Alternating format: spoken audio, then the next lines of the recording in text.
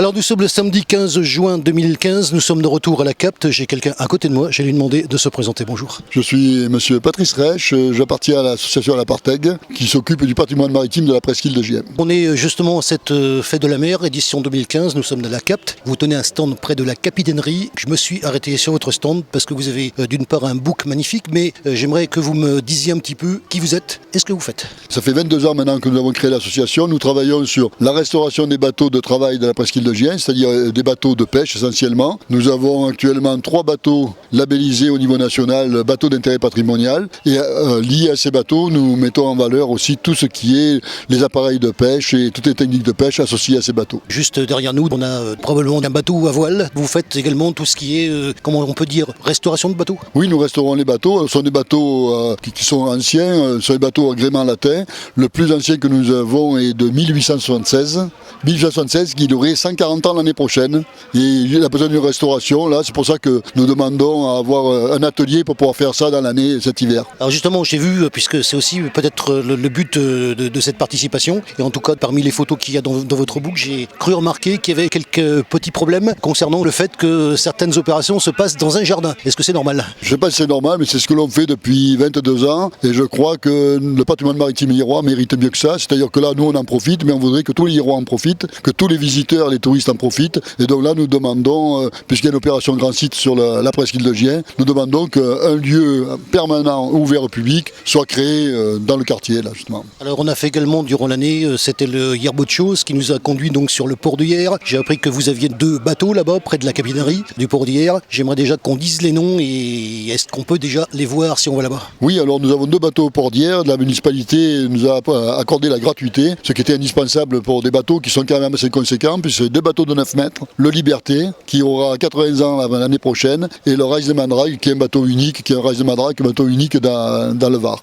Pour le boat show, justement, c'était la première année que les bateaux étaient là, et donc on n'avait pas été conviés à participer. Donc nos bateaux étaient un peu cachés par les voitures, et on pense bien que l'année prochaine, ils seront mis en valeur. Très bien. Alors justement, les bateaux, quand ils sont sur le port d'Hyères, est-ce qu'on peut les voir? Ils servent à quoi, au fait? On peut les montrer, les voir, on peut monter dessus, on peut les visiter? Alors, ils sont sur le port d'Hyères, ce sont des bateaux du patrimoine, labellisés patrimoine. Ils sont sur le quai important, qui est très bien placé en allant à la capitainerie. Pour monter dessus, il n'est pas conseillé. Pour les observer, très bien. Si les gens veulent en savoir plus, nous avons un site sur la Partègue, il suffit de le trouver. Et à partir de là, on est à disposition pour expliquer ce que sont ces bateaux. Nous faisons des sorties en mer, mais réservées aux adhérents de l'association. Alors justement, donc sortie en mer, mais alors le reste du temps, au niveau local, à quoi sert justement l'association? Quel est votre but? Et peut-être aussi, paradoxalement, parce que c'est peut-être l'occasion d'en parler, vos problèmes locaux. Le but de l'association, c'est de faire connaître la culture maritime locale, à partir de nos bateaux, qui posent pas mal de questions, bien sûr. Quand on voit ces bateaux un peu particuliers, on a envie d'en savoir plus. Nous, ce que l'on voudrait, c'est avoir un espace pour expliquer ce savoir plus. Ensuite, les problèmes, on n'en a pas tellement, c'est qu'il faut simplement que nous, on ne peut pas aller plus loin. Il faut que les collectivités locales nous permettent d'élargir notre cadre de travail pour le rendre accessible à tous. Alors moi, je vais faire, si vous me permettez, un petit parallèle entre l'Atlantique et la Méditerranée. Je vais me risquer à ça, peut-être que c'est un exercice un petit peu particulier, me conviendrez-vous, puisque vous savez qu'au niveau de l'Atlantique, il y a eu un événement considérable qui est peut-être, à mon avis, passé un petit peu inaperçu ici. C'est le bâtiment à voile qui est parti, donc a quitté Rochefort et qui est maintenant près des côtes américaines. Vous voyez de quoi je parlais? L'Hermione, nous, à la Partègue, on le connaît bien puisqu'on a suivi les travaux depuis le début. On était à la mise à l'eau, on a suivi le trajet sur Internet puisqu'il y avait des blogs et il y avait une carte électronique qui nous permettait de savoir.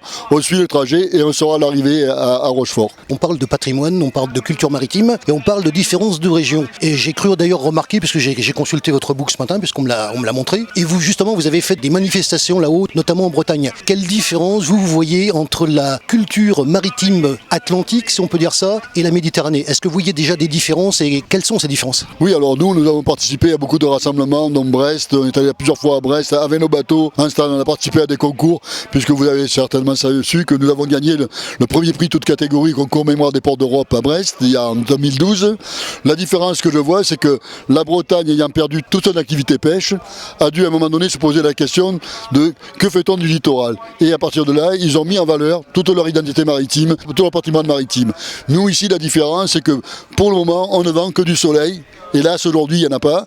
Et donc, on voit, il y a beaucoup moins de fréquentation parce qu'on ne vend que le soleil.